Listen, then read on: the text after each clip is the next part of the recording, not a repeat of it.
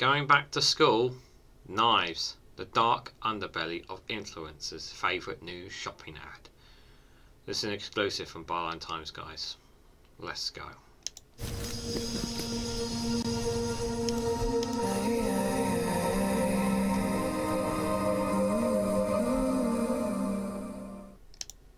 Good morning, good afternoon, good evening, guys, wherever you are in the world. This is REGANELITE here with an article from Byline Times with the headline, Back to School Knives, the dark underbelly of influencers' favourite new shopping app. How is a shopping site operating in the UK able to market knives seemingly at school kids without sanction? Catherine Dickinson investigates. Just look at some of these pictures, guys. Just look at some of these pictures. Apparently, these are back to school. There's one on the left here. That's sharp. What on earth is this defensive knife here? 1124. And then the third one here. Look at these. And you can just see, I know it's only half, you can only see half the picture, but that's supposed to be a multifunctional keychain knife. How are these back to school things, guys? How are any of these back to school? To me, these are weapons. These aren't back to school items. That's just from those pictures alone. Just here on the right, it says back to school knives hosted by Temu's website. The photos of Temu screen grab. So this is from their website. These pictures, guys. Apparently this is back to school stuff. Temu is the newest discount sales app to hit the market, following the footsteps of Wish and AliExpress. In the last 6 months, hundreds of influencers in the US and the UK have taken to social media, proudly showing off their discount haul of mass-produced plastic to thousands of followers. That is Temu all they claim to be. Offering everything from chastity cages to hats for hens, the Chinese app has recently raised concerns from parents with a back-to-school sale which includes knives and concealable weapons. A Byline Times investigation can reveal this to be one of many issues with the company, whose data gathering policy, questionable sales practices and insidious marketing techniques have led the US to consider banning it completely. Why would you not ban it completely based on what you've just seen? If you use Facebook, you will likely encounter Temu's trademark orange advertisement, a one-stop shop for everything you never needed. Their main gimmick is ridiculously low prices, with many products costing less than £1. See, this is the thing. When things are cheap, really cheap, and they seem too good to be true, you're going to go for it, especially when you're counting your pennies. Their explanation for such bargains is that they operate a middleman between sellers and customers, thus keeping operating costs to a minimum and ensuring that the knives and everything else they sell are made and stored by other companies. Fans across various social media platforms regularly extol the virtues of Temu, sharing reels and posts showcasing their latest buys and challenging the idea that Temu is a scam. Dig a little deeper and the reasons for such loyalty becomes apparent. Alongside their cheap products, Temu runs a number of affiliated marketing schemes. So some of these, there's a couple of other items here, and I don't know how well, obviously, the first picture there is, I don't know if I can zoom in a little bit closer for you guys. Just give me 1 second. I'm going to see if I can get a closer picture for you guys. Yes, I can. I'm just going to close in a bigger picture, so hopefully you guys can see a big picture. I'll just take my camera away for a second there. So you can just about see some of the items there, and they are dirt cheap, from £2.17 to 88p, £5.98, £1.99, £1.58. These items, just simple, very cheap items here. Stuff there. Some of the original back-to-school weapons recently marketed on the site as well. Offering influencers a chance to earn up to $100K a month dollars. They provide discounts and free products to creators who post links on their websites, write reviews of the apps, and share their shopping hauls on social media. This is how these companies entice people to share and all that kind of stuff. They promise them something. They say, hey, put this stuff on your, share this, yeah, and we'll give you some money towards it. Yeah, this is how this is how they sucker people in. You know, that opportunity for them to get famous. Hey, plug this stuff and we'll give you some money back or something. Clever tactics, you know, for influence and media publicity out there. That's what it does. To boost their research even further, the company has swamped Facebook with hundreds of ads, most of which are hosted by fake Facebook accounts and linked to equally fake Instagram profiles. Indeed, the only reliable praise of Temu that we can find came from a negative review on Trustpilot and the Best Business Bureau. Create lots of accounts, create lots of Facebook profiles and push it out there to people. Push. Throw it, they're literally throwing it in your face like that, yeah, to make you stop and look at their products. Customers on both sides noted the poor product quality, non-existent customer service, and an allegedly tendency for Temu to make payments for products they had not purchased.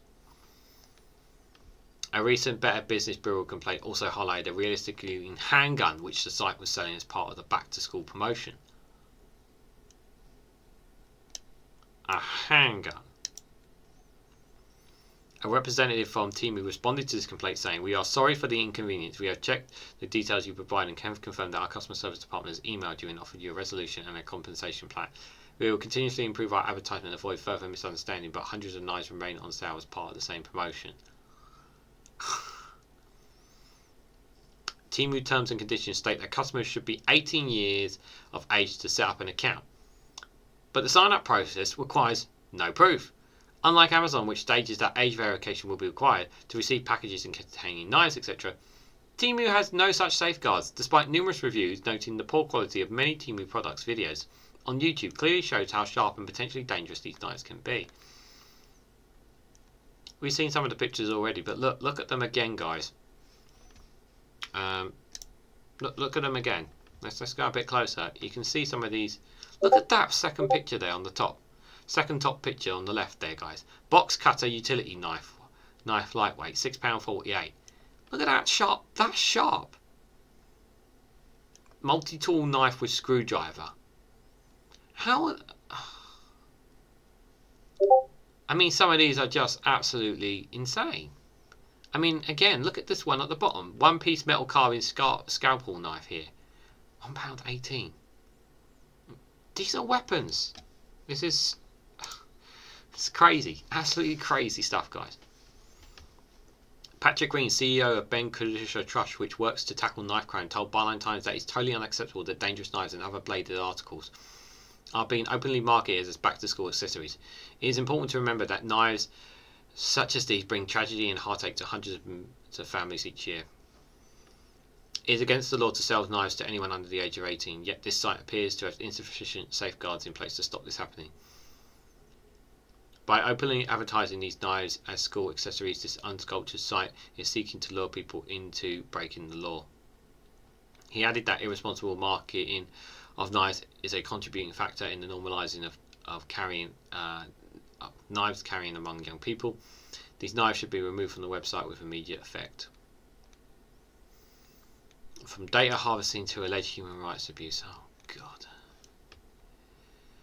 Temu operates a subsidiary of Waylo, which is in itself a subsidiary of Chinese agriculture company Pinagilio, now known as PDD Holdings, which made $383 billion last year.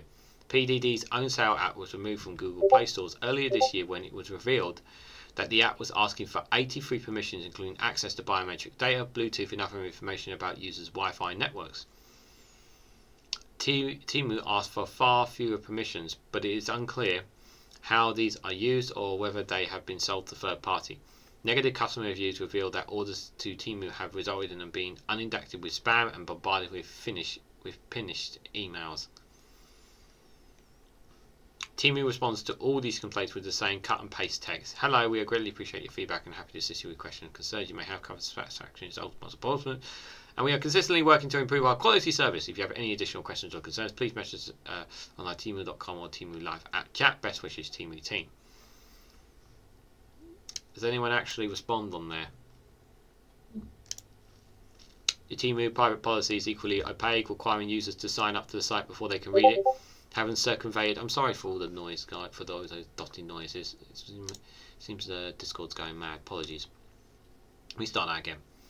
The Temu private policy equally operates, requires users to sign up to the site before they can read it. Having cultivated this via archive sites, we are able to locate their fully policy, including their suggestions that we may offer features such as helping you invite your friends or contacts to use the service, and with your permission we may collect information from your contact list to help you send invitations.